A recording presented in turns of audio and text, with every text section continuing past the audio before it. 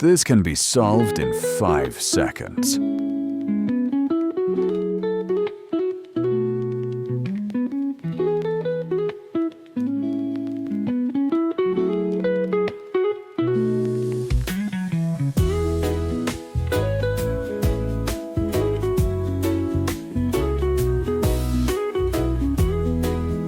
More calculus tricks in my 100 calculus problems PDF. Link in the description.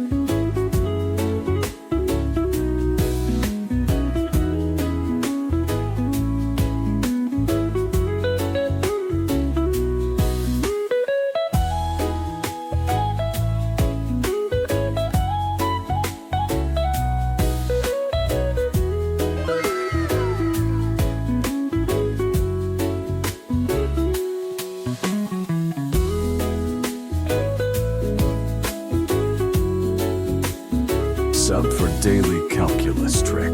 Grab my PDF in the description.